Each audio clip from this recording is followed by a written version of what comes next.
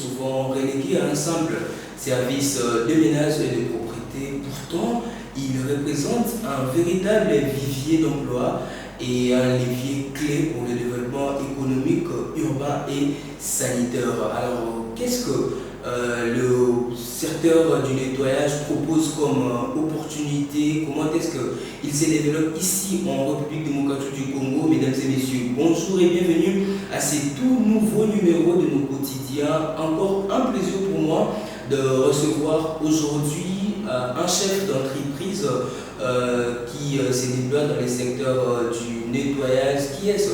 Monsieur Ruby Abanga Kapwa, à qui j'ai dit bonjour et bienvenue. Bonjour, monsieur. En tout cas, c'est un honneur pour nous de vous recevoir aujourd'hui. Je pense que le plaisir est partagé. Alors, vous êtes chef d'entreprise qui se développe dans les secteurs du nettoyage. C'est l'entreprise Aknet. Alors, qu'est-ce qu'on peut comprendre de votre entreprise? D'accord, merci beaucoup. Akinet est une société congolaise spécialisée dans le nettoyage et l'entretien des bâtiments. C'est depuis 2010 que la société a été créée, donc on va dire que nous avons près de 15 ans d'expérience dans le secteur. Et dans 15 ans, nous avons pratiquement tout, si pas tout vu, mais nous sommes encore en train d'apprendre davantage. Alors, comme activité, nous faisons dans le nettoyage, nous sommes dans l'évacuation des immondices, nous sommes dans l'électricité, nous sommes dans le jardinage et aussi l'aménagement un peu des espaces verts. Voilà. Alors, Aknet a été créé depuis 2010 par Aknet RDC. Est-ce que cela est établi seulement à Kinshasa ou c'est partout en RDC? Akinet actuellement est établi dans plusieurs grandes villes de la RDC, notamment Kinshasa, Matadi, Kisangani.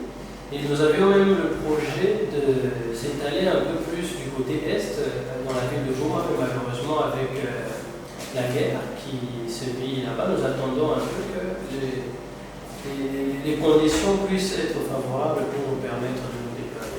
Alors vous pensez que le secteur du nettoyage ici en RDC est favorable par rapport à ce que vous avez déjà vécu? Comment est-ce que vous faites pour vous émerger ici en RDC? Voilà. Comme vous le savez, la RDC est une terre d'opportunités. Là où il y a des problèmes, pour les hommes d'affaires, ce sont des opportunités. Alors que nous, en tant que jeunes entrepreneurs, je parle de jeunes entrepreneurs parce que je suis jeune, alors il ne faut pas que nous puissions voir un problème tel qu'il est et en subir les conséquences, mais plutôt de trouver de ces problèmes comme des opportunités. Vous voyez, à travers ces problèmes, nous pouvons proposer nos services, surtout avec la situation actuelle que traverse la RDC. Ce n'est pas seulement la guerre à l'Est, mais c'est aussi la guerre contre l'insalubrité. Okay. Alors nous, en tant que jeunes entrepreneurs, nous nous battons pour que nous puissions apporter une pierre de plus pour garder notre ville propre, notre pays propre et bien entretenu. Voilà. Y a-t-il des grandes actions que vous avez menées depuis que vous êtes installé ici? Si y en a, vous pouvez les citer, bien sûr. Oui, la grande action récente que nous avons faite, c'est par rapport à la pluie diluvienne qui a frappé la ville de Kinshasa, précisément au niveau de Njili, et qui a causé beaucoup d'inondations. Alors, qu'est-ce qui s'est passé lorsqu'il y a eu ces inondations-là? La population a été confrontée juste après l'inondation à l'exposition à la saleté, l'insalubrité dans leur maison. Alors, qu'est-ce que nous avons fait? Nous, en tant que patriotes, nous avons été touchés. Nous sommes descendus sur le terrain. Nous avons d'abord reconforté ces personnes et nous les avons même proposé nos services d'une façon gratuite. Donc nous avons fait ce travail sans but lucratif. Nous sommes allés, nous avons sélectionné les logements, nous sommes allés plus dans les hôpitaux, des églises pour essayer de nettoyer des maisons. Nous avons nettoyé et en tout cas la population était vraiment très contente bienveillante et elle avait accueilli ce geste comme un geste vraiment de gratitude envers la société Akinet. Très bien. Alors les services du nettoyage, comme vous le savez, ici en RDC et à Kinshasa précisément, c'est un peu pas trop considéré, si je dois le dire comme ça. C'est comme un secteur qui est abandonné. Comment vous évaluez au fait ces secteurs ici en RDC? Merci beaucoup, M. Dupont. Vous allez constater qu'en RDC, les travaux de main, en général, sont souvent négligés. Même des fois à la maison, lorsque vous avez votre femme de ménage, nous avons souvent tendance à en abuser. Oui, à ne pas considérer. À ne pas considérer cette personne. Alors, on peut la faire devenir une femme de course, on peut en même temps. Elle est là, elle est venue pour le ménage, vous êtes entendu avec elle pour le ménage, mais elle se retrouve à faire du babysitting, elle se retrouve à être femme de course, elle se retrouve à faire ceci ou cela. Tout simplement parce qu'elle n'est pas assez considérée dans notre société en général, la société congolaise. On considère les métiers de travaux à la main comme étant des sous-métiers. On considère plus les métiers du bureau, alors qu'en réalité, travailler dans un bureau, ce n'est pas le travail. C'est ceux qui sont dans l'action qui nous permettent justement, nous les administrateurs, de gérer au fait les ressources que ces personnes nous apportent. Alors c'est très dommage, nous nous battons pour ça, en tant que jeunes nous nous battons pour ça et nous espérons en tout cas que vous allez changer les narratifs. Voilà, nous allons changer les narratifs. Alors quelles sont les formes des services de nettoyage qui sont plus courants ici en RDC et surtout ce que vous proposez comme service de nettoyage? Voilà, alors nous avons plusieurs catégories. Nous tenons compte vraiment de la classe économique du pays. Alors nous proposons des services de nettoyage des ménages, nous proposons des nettoyages des bureaux, des industries, des stations, le revêtement même des bâtiments. Parce qu'aujourd'hui, vous allez constater que de plus en plus, les bâtiments qui naissent sont faits avec des matériaux fabriqués un peu à l'extérieur. Donc, la technique actuelle ne permet pas de nettoyer ces façades afin de les entretenir, de les préserver dans le temps. Alors nous, qu'est-ce que nous faisons? Lorsque nous constatons qu'il y a ce besoin-là, nous nous dépêchons de former des personnes adaptées pour permettre justement de répondre à cette demande-là. Ouais, c'est un peu ça. Du fait qu'il est un peu trop relégué à un second plan, c'est qu'il y a énormément de défis qu'il y a dans le secteur du nettoyage. Lesquels peut-on identifier? Les défis que vous avez dans votre service ou dans le secteur du nettoyage ici en RDC? Oui, en tout cas, nous avons énormément de défis.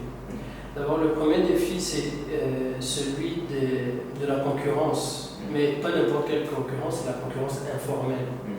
Nous évoluons dans le formel, nous avons accepté d'accompagner le pays en payant les taxes, en payant les impôts, mais vous allez vous retrouver une tierce personne qui réunit 5-6 personnes, et cette personne, ils se disent, bon ok, ils ont créé une société, et après ils se retrouvent là en train de faire un peu concurrence, vous voyez.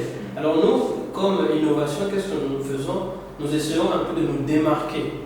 De nous démarquer en faisant quoi? En passant d'abord par une formation, et après la formation, les équipements adaptés au nettoyage, et aussi la déontologie même du travail. C'est quoi la déontologie d'un nettoyeur? Qu'est-ce que tu ne peux pas faire? Qu'est-ce que tu peux faire? Tu dois d'abord aimer ce que tu fais. Et essayer de comprendre que le travail du nettoyage, ce n'est pas réservé à une catégorie de personnes. Vous voyez? Si vous voulez, vous pouvez devenir millionnaire, milliardaire grâce au nettoyage. Vous voyez? Il y a des personnes qui l'ont compris ailleurs, à l'international, et aujourd'hui, je crois qu'on peut compter des milliardaires. Tout justement dans les services du nettoyage. Oui. Alors, est-ce que l'État, au fait, vous accompagne aussi dans cette œuvre, dans cette manœuvre? Parce que dernièrement, nous avons eu l'opération Kimbopeto, après Kinshasa Zobunga. Il y a encore d'énormes défis ici, surtout à Kinshasa, par rapport à la salubrité, comment est-ce que l'État vous accompagne par rapport à ça? Est-ce que vous vous présentez quand il y a des projets pareils ou comment ça se passe au fait avec vous? Vous savez, Monsieur Lebon, vous ne pouvez pas donner la responsabilité à quelqu'un, à une personne que vous savez lui-même qui n'est pas, non pas dire qu'il n'est pas en mesure de le faire, mais lui-même ne connaît pas comment ce travail se fait. C'est comme si vous dites à un médecin d'aller réparer un moteur. Vous voyez que c'est deux domaines différents. Vous voyez? Alors nous avions proposé, nous avons proposé à ce que tout ce qui concerne l'assainissement soit libéralisé, c'est ce qui est fait même, mais soit donné au fait à des personnes professionnelles. Vous voyez, parce que c'est ces personnes professionnelles qui vont impulser justement à la population cet art d'aimer l'hygiène, d'aimer la propreté autour de soi. Je me rappelle lorsque nous étions à l'école primaire, nous avions une tâche qu'on appelait le travail manuel. Je me souviens, moi je parlais de travail manuel, alors je me demandais toujours Emmanuel c'est qui? Et c'est là que j'ai compris que c'est plutôt le travail manuel. C'était cette initiation-là, je ne sais pas si c'est toujours d'actualité aujourd'hui, mais c'était cette initiation-là qui nous permettait justement de savoir que tu ne peux pas jeter un déchet ici, tu dois contribuer au bonheur par exemple de la masse, de la population, tu dois pas, il faut savoir que lorsque tu enlèves le déchet chez toi et que tu le mets à l'extérieur, tôt ou tard ça va revenir vers chez toi. Vous voyez? Alors il faut d'abord commencer par donner le standard à des personnes qui sont experts dans le domaine, qui sont professionnels dans le domaine, pour impulser justement à la population à ce changement de mentalité. Ouais, donc c'est un peu ça. C'est ce que vous proposez. Alors vous avez dit que la concurrence est énorme, parce que vous êtes dans les formels, vous travaillez légalement, vous avez une entreprise qui est établie. Si je peux citer l'adresse, vous êtes en Alema ici, alors qu'il y a énormément de concurrents d'ailleurs qui forment des sociétés pour enlever la saleté, pour travailler dans le secteur du nettoyage. Est-ce que la RDC ou le gouvernement établit une législation, c'est-à-dire qu'une réglementation qui dispose des règles par rapport au service du nettoyage? Il y en a ou il y a encore de quoi dans ces côtés-là? Oui, il y a une législation. C'est comme je vous ai dit, il faut passer de la théorie à la pratique. Vous voyez, les législations, les lois sont là. Mais quitte à les mettre en pratique, vous voyez, il faut qu'il y ait vraiment un bon suivi, un bon mécanisme de contrôle pour essayer un peu de changer la mentalité. Et tout ça ne peut que passer par des personnes qui aiment d'abord ce métier. Vous voyez, c'est pas quelqu'un qui n'aime pas ce métier qui va impulser les autres à l'art de la propriété. Vous voyez, donc c'est un peu ça. Alors quel est le regard social à ceux qui exercent ce métier? Comment lutter à la stigmatisation? Actuellement, je pense qu'avec l'évolution et les nombreux défis que nous avons constatés dans ce pays, je pense que ça a eu quand même un impact sur notre psychologie pour nous dire que non, il faut maintenant que nous puissions se réveiller. Il faut que maintenant on puisse avoir un œil regardant sur toutes les questions liées à la propriété et à l'hygiène. Vous voyez? Donc c'est un peu ça. Et ça me fait plaisir qu'aujourd'hui il y ait comme cette forme de concurrence un peu entre les provinces. Parce que vous allez constater, certaines provinces disent ah non, nous sommes la province la plus propre, l'autre est la pas. Alors ça aide un peu les autres à se réveiller et aussi à se dire que maintenant il faut que nous aussi on puisse commencer à bien travailler. Alors peut-être aujourd'hui que le nettoyage ou votre service tout justement admet des opportunités d'emploi pour les jeunes actuellement? Oui, en effet. En effet, déjà, nous sommes, comme je vous ai dit, nous sommes une société formelle. Alors, lorsqu'il y a des offres d'emploi, déjà, nous faisons en sorte de se conformer vraiment à la législation congolaise qui stipule qu'il faut d'abord être âgé de 18 ans, user de toutes les aptitudes physiques pour exercer ce métier. Donc, que sais-je encore? Alors, nous, dans ce domaine, nous n'avons pas de discrimination. Vous voyez, qui que vous soyez, d'abord, l'important pour nous, vous respectez d'abord tout ce qui est sur le plan comment je peux dire, sur le plan de l'État, hein, c'est que l'État demande, mais ensuite pour nous, ce qui nous concerne, c'est d'abord l'amour envers ce travail. Vous voyez, parce que nous considérons que lorsque vous aimez ce travail, vous êtes plus ouvert à accepter même la déontologie que nous inculquons à travers notre société de nettoyage. C'est impossible. Je reviens toujours à la concurrence, puisque vous vous démarquez du fait que vous êtes une entreprise qui est formelle. Alors vous proposez des services professionnels liés à ces domaines du nettoyage. Alors quelles sont les formations, les compétences qui sont nécessaires pour professionnaliser tout justement ces secteurs du nettoyage? Alors merci. Vous allez savoir que lorsque vous êtes une recrue au sein de la société Akinet, lorsque vous avez accompli toutes les demandes administratives, c'est là que nous passons maintenant à la deuxième phase, c'est la phase de la formation. Alors la formation au sein d'Akinet est divisée en deux sections. Nous avons la section théorie et nous avons la section pratique. Alors dans la section théorique, c'est là où on vous définit d'abord c'est quoi le nettoyage en soi, c'est quoi entretenir, c'est quoi l'hygiène. Alors on leur apprend même qu'au niveau de cette théorie-là, que la charité bien ordonnée commence par soi-même. Vous ne pouvez pas exercer le nettoyage si vous-même vous n'êtes pas présentable. Alors on nous apprend que lorsque vous entrez par exemple dans un bureau, vous ne devez pas déranger le client. Par exemple, parce que les travaux que nous faisons, ce sont des travaux qui demandent beaucoup d'efforts physiques. Alors qui dit effort physique dit sueur. Voilà, alors il faut maintenant que ces personnes sachent que non, quand j'entre dans un bureau, il faut que je sois propre, il faut que je sois bien coiffé, tout ce qui va avec. Ensuite, il y a la phase pratique. Dans la phase pratique, c'est là où on vous montre divers équipements du nettoyage, de l'entretien. Voilà. Les produits, comment les doser. Parce que vous allez constater que même, peut-être, je ne sais pas, peut-être chez vous à la maison, vous allez avoir une bouteille de Javel, mais pour vous, vous vous dites que la bouteille de Javel ou la bouteille de saumon, le détergent, lorsque vous nettoyez, pour que vous sentez que c'est efficace, il faut que ça sente fort, fort. Alors, quand ça sent fort, nous, on vous explique que lorsque ça sent fort, des fois, c'est toxique même pour votre santé. Vous allez remarquer même le Javel, pour les femmes, ça cause la stérilité. Lorsque vous nettoyez au niveau des cuves, il y a un dosage pour ça. Alors, on vous apprend à doser, on vous apprend à mettre vraiment les dosages suffisants pour être efficace, mais pas pour déranger le client. Vous voyez? Et on vous apprend aussi comment nettoyer dans les espaces où il y a beaucoup de fréquentation.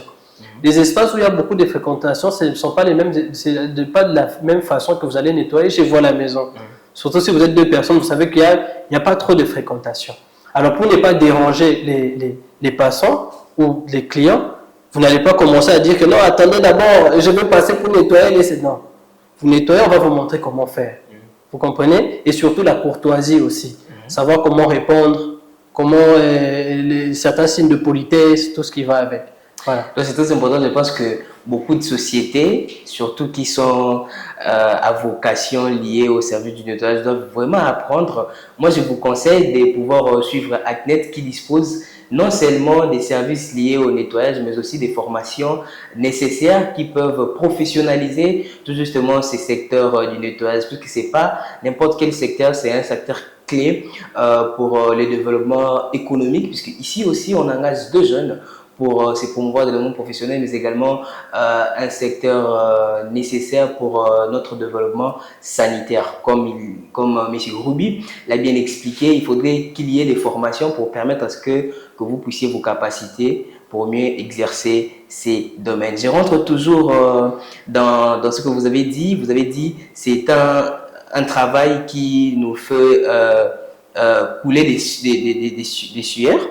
Alors, c'est un travail qui demande la main-d'œuvre. Est-ce qu'il y a la place des femmes aussi dans ces secteurs ou c'est seulement réservé aux hommes? Bien sûr, c'est comme je vous ai dit, ici, chez Akinet, nous n'avons pas de discrimination. Et d'ailleurs, même je vais aller plus loin, nous avons lancé un projet, un emploi, un handicap.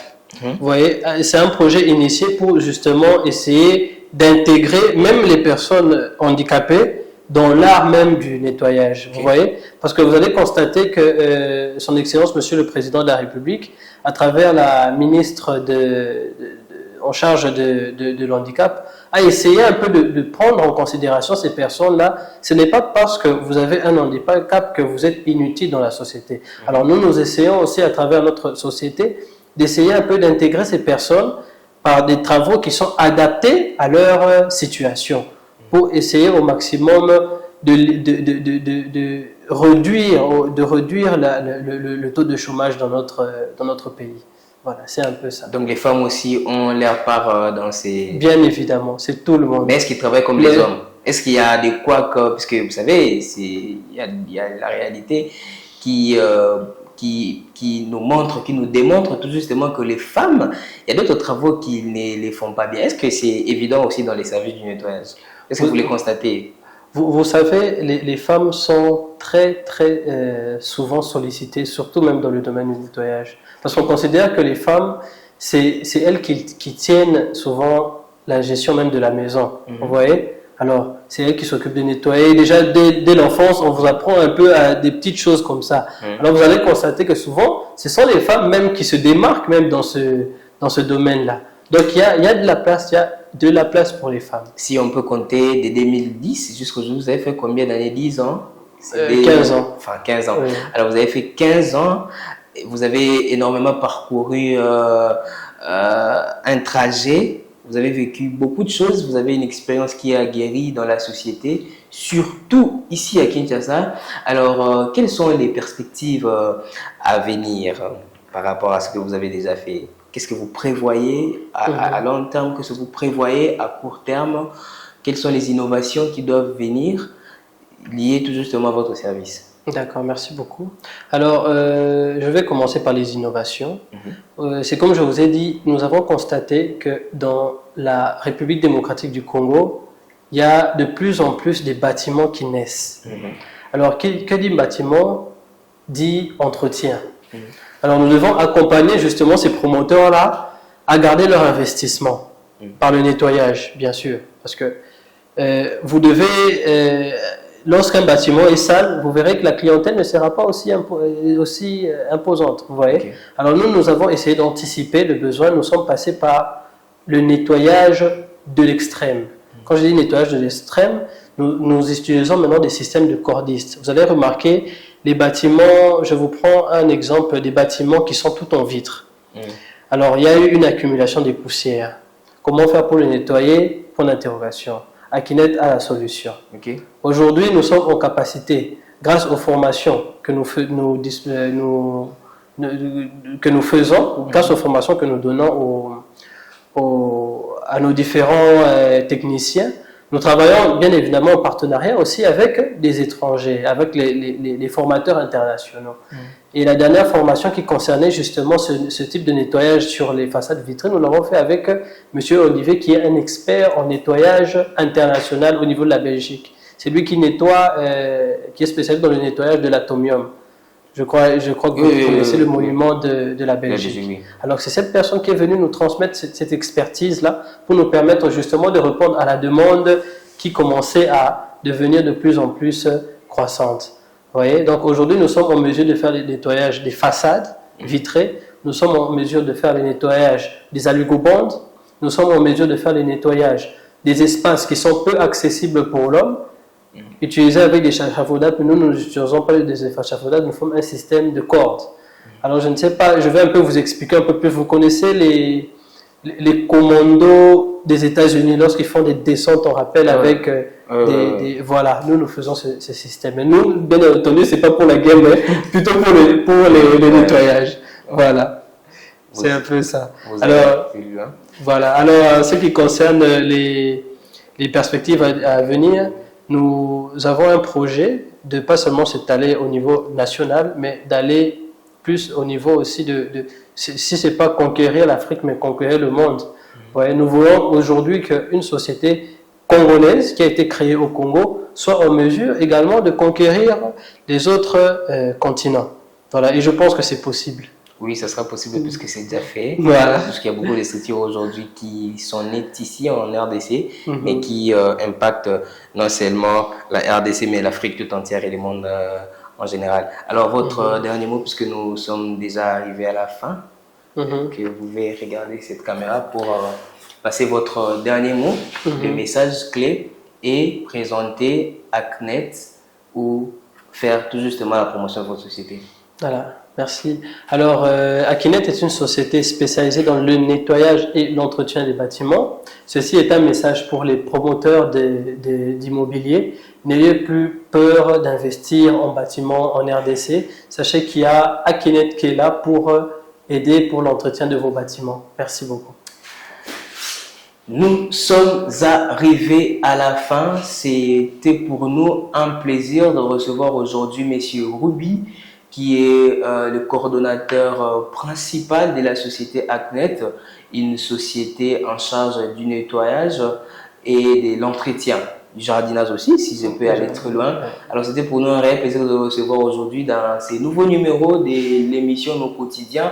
Nous avons abordé les questions liées au nettoyage, les questions liées au secteur de l'entretien. Alors retrouvez-nous très prochainement pour un nouveau numéro avec le même plaisir. À bientôt.